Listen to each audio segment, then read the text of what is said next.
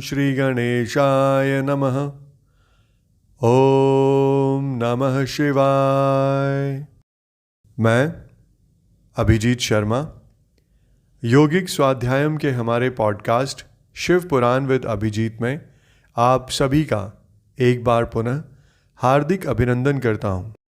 तो चलिए आज हम अपना अगला एपिसोड आरंभ करते हैं। आज हम श्री शिव पुराण की दूसरी संहिता रुद्र संहिता के दूसरे खंड सती खंड के 25वें अध्याय से आगे बढ़ेंगे। 25वां अध्याय जिसका शीर्षक है श्री शिव के द्वारा गोलोक धाम में श्री विष्णु का गोपेश के पद पर अभिषेक तथा उनके प्रति प्रणाम का प्रसंग सुनाकर श्री राम का सती के मन का संदेह दूर करना, सती का शिव के द्वारा मानसिक त्याग। यहाँ श्री राम बोले, देवी, प्राचीन काल में एक समय परम सृष्टा भगवान शंभु ने अपने परात्पर धाम में विश्वकर्मा को बुलाकर उनके द्वारा अपनी गौशाला में एक रमणीय भवन बनवाया जो बहुत ही विस्तृत था। उसमें एक श्रेष्ठ सिंहासन का भी निर्माण कराया।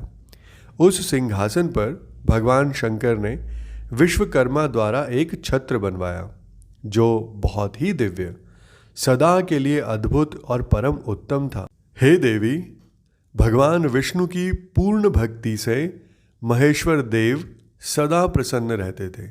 इसलिए उन्होंने प्रीति युक्त हृदय से श्री हरि को वैकुंठ से बुलवाया और शुभ मुहूर्त में श्री हरि को उस श्रेष्ठ सिंहासन पर बिठाकर महादेव जी ने स्वयं ही प्रेम पूर्वक उन्हें सब प्रकार के आभूषणों से विभूषित किया। उनके मस्तक पर मनोहर मुकुट बांधा गया और उनसे मंगल कौतुक कराए गए। यह सब हो जाने के बाद महेश्वर ने स्वयं ब्रह्मांड मंडप में श्री हरि का अभिषेक किया और उन्हें अपना वह सारा ऐश्वर्य प्रदान किया जो दूसरों के पास नहीं था। तदनंतर स्वतंत्र ईश्वर भक्त वत्सल शंभु ने श्री हरि का स्तवन किया और अपनी पराधीनता भक्त परवशता को सर्वत्र प्रसिद्ध करते हुए वे लोककर्ता ब्रह्मा से इस प्रकार बोले। महेश्वर ने कहा कि हे लोकेश, आज से मेरी आज्ञा के अनुसार ये विष्णु हरि स्वयं मेरे वंदनीय हो गए हैं। इस बात को सभी सुन रहे हैं। तात, तुम संपूर्ण देवता आदि के साथ इन श्री हरि को प्रणाम करो और ये वेद मेरी आज्ञा से मेरी ही तरह इन श्री हरि का वर्णन करें। इसके बाद श्री रामचंद्र जी कहते हैं कि हे देवी, भगवान विष्णु की शिव भक्ति देखकर प्रसन्न चित्त हुए वरदायक भक्त वत्सल रुद्रदेव ने उपर्युक्त बात कहकर स्वयं ही श्री गरुड़ध्वज को प्रणाम किया। तदनंतर ब्रह्मा आदि देवताओं, मुनियों और सिद्ध आदि ने भी उस समय श्री हरि की वंदना की। इसके बाद अत्यंत प्रसन्न हुए भक्त वत्सल महेश्वर ने देवताओं के समक्ष श्री हरि को बड़े बड़े वर प्रदान किए। महेश बोले, हरे, तुम मेरी आज्ञा से संपूर्ण लोकों के कर्ता, पालक और संहारक हो। धर्म, अर्थ और काम के दाता तथा दुर्नीति अथवा अन्याय करने वाले दुष्टों को दंड देने वाले हो। महान बल पराक्रम से संपन्न जगत पूज्य जगदीश्वर बने रहो। सम्रांगण में तुम कहीं भी जीते नहीं जा सकोगे। मुझसे भी तुम कभी पराजित नहीं होगे। तुम मुझसे मेरी दी हुई 3 प्रकार की शक्तियां ग्रहण करो। एक तो इच्छा आदि की सिद्धि, दूसरी नाना प्रकार की लीलाओं को प्रकट करने की शक्ति और तीसरी तीनों लोकों में नित्य स्वतंत्रता। हरे, जो तुमसे द्वेष करने वाला है वे निश्चय ही मेरे द्वारा प्रयत्नपूर्वक दंडनीय होंगे। हे विष्णु, मैं तुम्हारे भक्तों को उत्तम मोक्ष प्रदान करूँगा। तुम इस माया को भी ग्रहण करो जिसका निवारण करना देवता आदि के लिए भी कठिन है तथा जिससे मोहित होने पर यह विश्व जड़ रूप हो जाएगा। हरे, तुम मेरी बाईं भुजा हो और विधाता दाहिनी भुजा है। तुम इन विधाता के भी उत्पादक और पालक होगे। मेरा हृदय रूप जो रुद्र है वही मैं हूँ, इसमें संशय नहीं है। वह रुद्र तुम्हारा और ब्रह्मा आदि देवताओं का भी निश्चय ही पूज्य है। तुम यहाँ रहकर विशेष रूप से संपूर्ण जगत का पालन करो। नाना प्रकार की लीलाएं करने वाले विभिन्न अवतारों द्वारा सदा सबकी रक्षा करते रहो। मेरे चिन्मय धाम में तुम्हारा जो यह परम वैभवशाली और अत्यंत उज्ज्वल स्थान है वह गोलोक नाम से विख्यात होगा। हे हरे, भूतल पर जो तुम्हारे अवतार होंगे वे सबके रक्षक और मेरे भक्त होंगे। मैं उनका अवश्य दर्शन करूंगा। वे मेरे वर से सदा प्रसन्न रहेंगे। श्री रामचंद्र जी आगे कहते हैं कि हे देवी, इस प्रकार श्री हरि को अपना अखंड ऐश्वर्य सौंपकर उमावल्लभ भगवान हर स्वयं कैलाश पर्वत पर रहते हुए अपने पार्षदों के साथ स्वच्छंद क्रीड़ा करते हैं। तभी से भगवान लक्ष्मीपति वहाँ गोप वेश धारण करके आए और गोप गोपी तथा गौओं के अधिपति होकर बड़ी प्रसन्नता के साथ रहने लगे।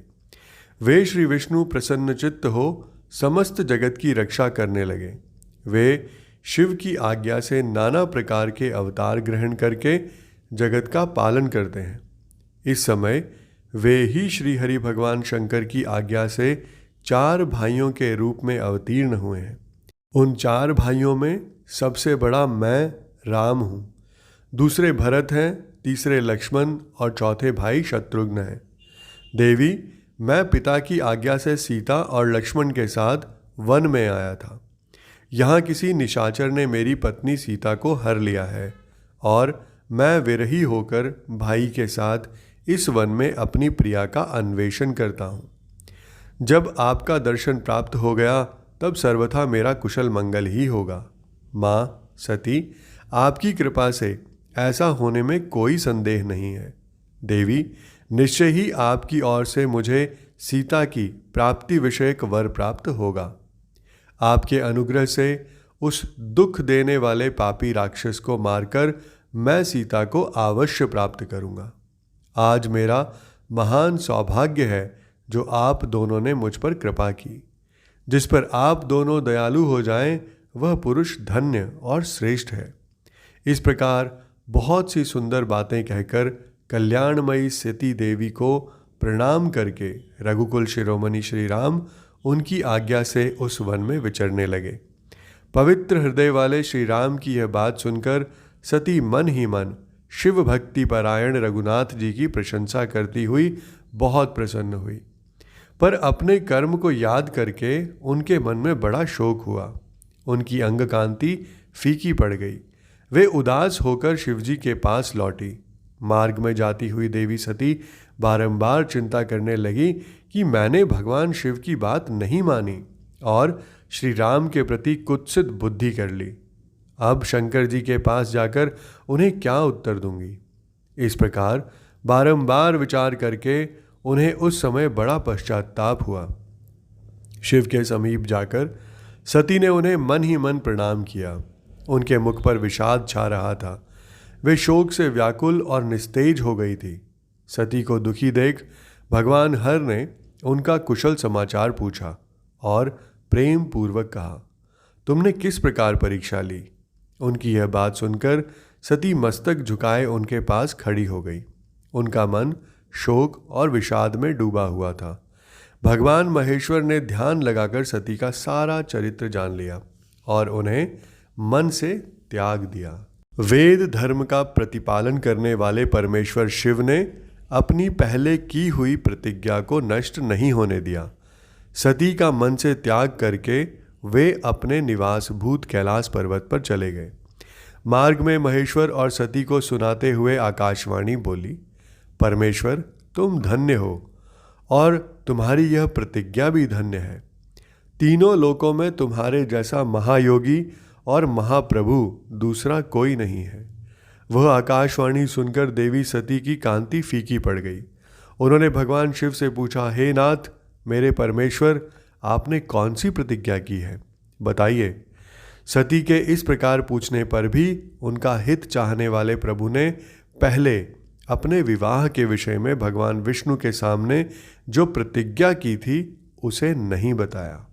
हे मुने, उस समय सती ने अपने प्राण वल्लभ पति भगवान शिव का ध्यान करके उस समस्त कारण को जान लिया जिससे उनके प्रियतम ने उन्हें त्याग दिया था। शंभु ने मेरा त्याग कर दिया। इस बात को जानकर दक्ष कन्या सती शीघ्र ही अत्यंत शोक में डूब गई और बारंबार सिसकने लगी। सती के मनोभाव को जानकर शिव ने उनके लिए जो प्रतिज्ञा की थी उसे गुप्त ही रखा और वे दूसरी बहुत सी कथाएं कहने लगे। नाना प्रकार की कथाएं कहते हुए वे सती के साथ कैलाश पर जा पहुंचे और श्रेष्ठ आसन पर स्थित हो चित्त वृत्तियों के निरोध पूर्वक समाधि लगा अपने स्वरूप का ध्यान करने लगे।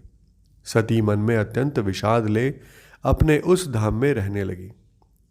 हे मुने, शिवा और शिव के उस चरित्र को कोई नहीं जानता था।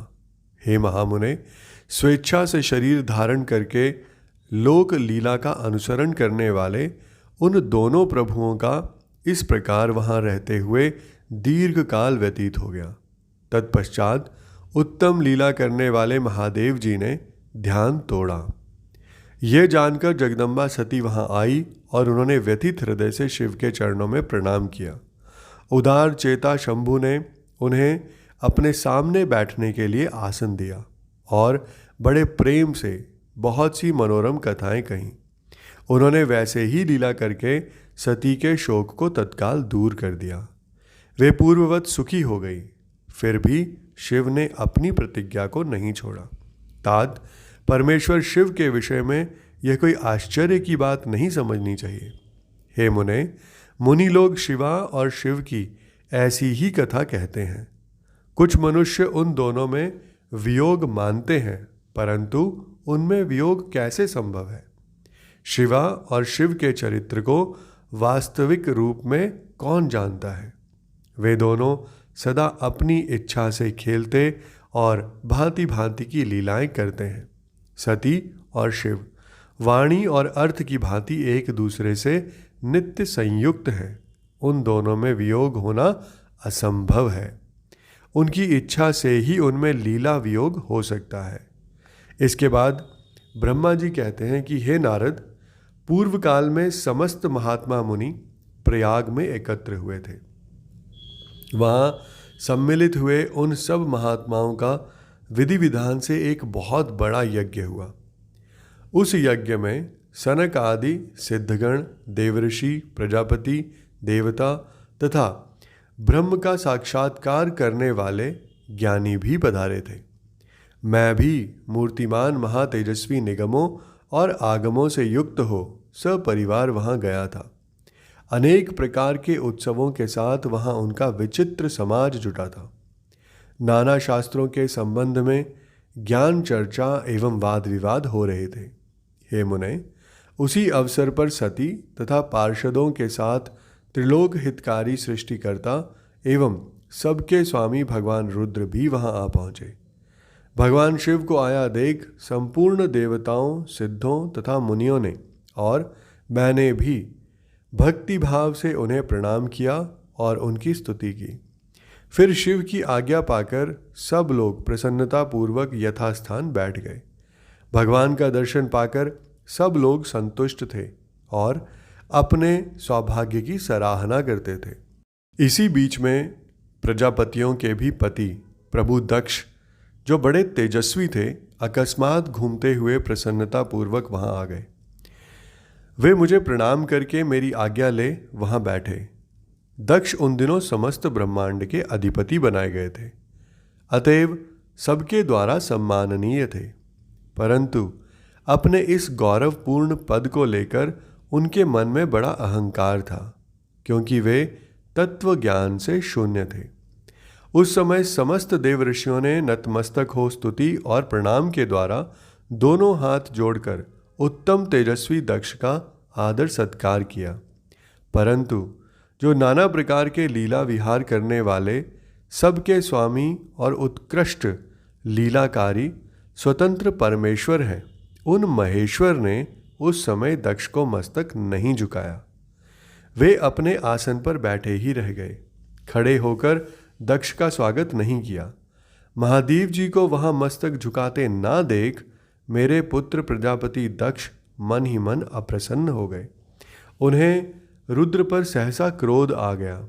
वे ज्ञान शून्य तथा महान अहंकारी होने के कारण महाप्रभु रुद्र को क्रूर दृष्टि से देखकर सबको सुनाते हुए उच्च स्वर में कहने लगे। दक्ष ने कहा, ये सब देवता, असुर, श्रेष्ठ ब्राह्मण तथा ऋषि मुझे विशेष रूप से मस्तक झुकाते हैं, परंतु वो जो प्रेतों और पिशाचों से घिरा हुआ महामनस्वी बनकर बैठा है, वह दुष्ट मनुष्य के समान क्यों मुझे प्रणाम नहीं करता? शमशान में निवास करने वाला यह निर्लज्ज जो मुझे इस समय प्रणाम नहीं करता, इसका क्या कारण है? इसके वेदोक्त कर्म लुप्त हो गए हैं। वह भूतों और पिशाचों से सेवित हो मतवाला बना फिरता है और शास्त्रीय विधि की अवहेलना करके नीति मार्ग को सदा कलंकित किया करता है। इसके साथ रहने वाले या इसका अनुसरण करने वाले लोग पाखंडी, दुष्ट, पापाचारी तथा ब्राह्मण को देखकर उद्दंडता पूर्वक उसकी निंदा करने वाले होते हैं। यह स्वयं ही स्त्री में आसक्त रहने वाला तथा रति कर्म में ही दक्ष है, अतः मैं इसे शाप देने को उद्धत हुआ हूँ। यह रुद्र चारों वर्णों से पृथक और कुरूप है, इसे यज्ञ से बहिष्कृत कर दिया जाए। यह शमशान में निवास करने वाला तथा उत्तम कुल और जन्म से हीन है, इसलिए देवताओं के साथ ये यज्ञ में भाग ना पाए। इसके बाद ब्रह्मा जी कहते हैं कि हे नारद, दक्ष की कही हुई यह बात सुनकर भृगु आदि बहुत से महर्षि रुद्रदेव को दुष्ट मानकर देवताओं के साथ उनकी निंदा करने लगे। दक्ष की बात सुनकर नंदी को बड़ा रोष हुआ। उनके नेत्र चंचल हो उठे और वे दक्ष को शाप देने के विचार से तुरंत इस प्रकार बोले। नंदीश्वर ने कहा, अरे रे महामूढ़, दुष्ट बुद्धि शठ दक्ष, तूने मेरे स्वामी महेश्वर को यज्ञ से बहिष्कृत क्यों कर दिया?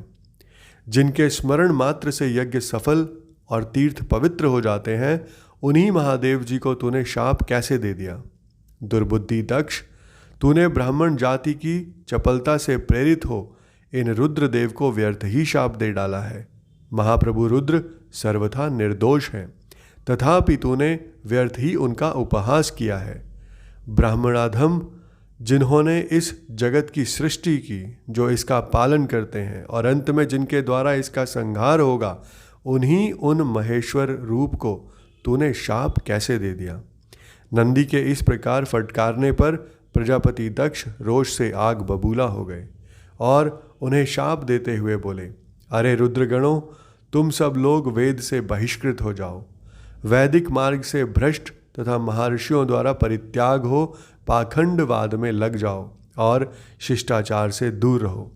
सिर पर जटा और शरीर में भस्म एवं हड्डियों के आभूषण धारण करके मद्यपान में आसक्त रहो। जब दक्ष ने शिव के पार्षदों को इस प्रकार शाप दे दिया, तब उस शाप को सुनकर शिव के प्रिय भक्त नंदी अत्यंत रोष के वशीभूत हो गए।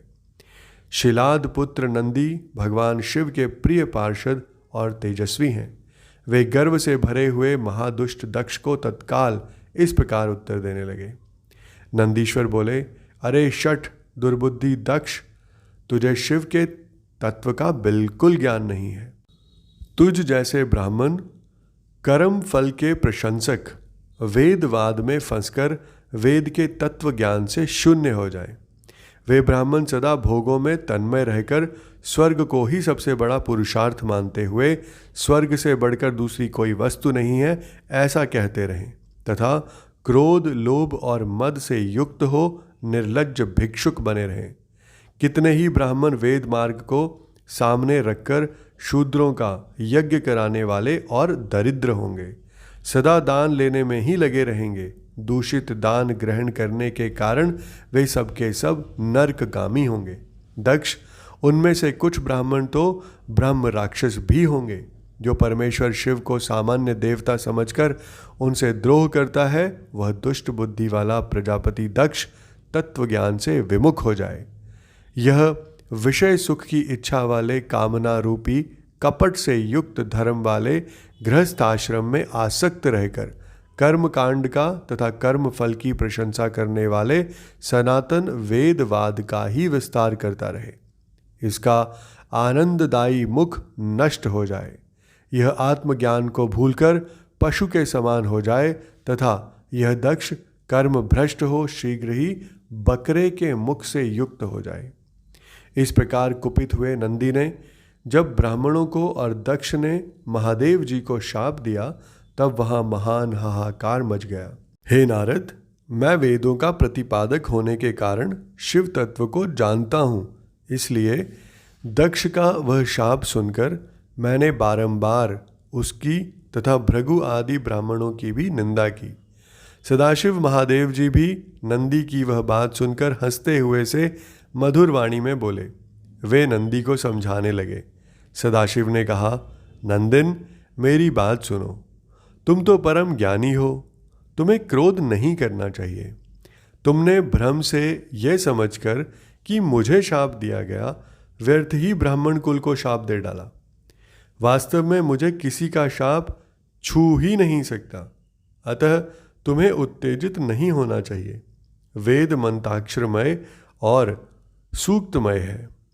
उसके प्रत्येक सूक्त में समस्त देहधारियों के आत्मा परमात्मा प्रतिष्ठित है, अतः उन मंत्रों के ज्ञाता नित्य आत्मवेत्ता है। इसलिए तुम रोषवश उन्हें शाप ना दो।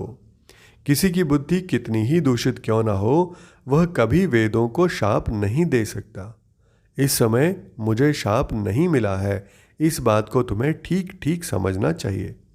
हे महामते, तुम सनकादि सिद्धों को भी तत्व ज्ञान का उपदेश देने वाले हो, अतः शांत हो जाओ। मैं ही यज्ञ हूँ, मैं ही यज्ञ कर्म हूँ। यज्ञों के अंगभूत समस्त उपकरण भी मैं ही हूँ। यज्ञ की आत्मा मैं हूँ। यज्ञ परायण यजमान भी मैं ही हूँ और यज्ञ में बहिष्कृत भी मैं ही हूँ। यह कौन, तुम कौन और ये कौन? वास्तव में सब मैं ही हूँ। तुम अपनी बुद्धि से इस बात का विचार करो। तुमने ब्राह्मणों को व्यर्थ ही शाप दे दिया है। महामते, हे नंदन, तुम तत्व ज्ञान के द्वारा प्रपंच रचना का बाध करके आत्मनिष्ठ ज्ञानी एवं क्रोध आदि से शून्य हो जाओ। इसके पश्चात ब्रह्मा जी कहते हैं कि नारद, भगवान शंभु के इस प्रकार समझाने पर नंदिकेश्वर विवेक परायण हो, क्रोध रहित एवं शांत हो गए। भगवान शिव भी अपने प्राण प्रिय पार्षद नंदी को शीघ्र ही तत्व का बोध कराकर प्रमथ गणों के साथ वहां से प्रसन्नता पूर्वक अपने स्थान को चले गए। इधर रोषावेश से युक्त दक्ष भी ब्राह्मणों से घिरे हुए अपने स्थान को लौट गए, परंतु उनका चित्त शिवद्रोह में ही तत्पर था। उस समय रुद्र को शाप दिए जाने की घटना का स्मरण करके दक्ष सदा महान रोष से भरे रहते थे। उनकी बुद्धि पर मूढ़ता छा गई थी। वे शिव के प्रति श्रद्धा को त्याग कर शिव पूजकों की निंदा करने लगे। तात नारद, इस प्रकार परमात्मा शंभु के साथ दुर्व्यवहार करके दक्ष ने अपनी जिस दुष्ट बुद्धि का परिचय दिया था वो मैंने तुम्हें बता दिया। अब तुम अगले अध्याय में उनकी पराकाष्ठा को पहुंची हुई दुर्बुद्धि का वृत्तांत सुनो, मैं बताता हूँ। इसके साथ ही आज का हमारा ये एपिसोड यहीं संपन्न होता है। मैं कल फिर आपके समक्ष उपस्थित होऊंगा हमारे अगले एपिसोड के साथ, जिसका शीर्षक होगा दक्ष के द्वारा महान यज्ञ का आयोजन।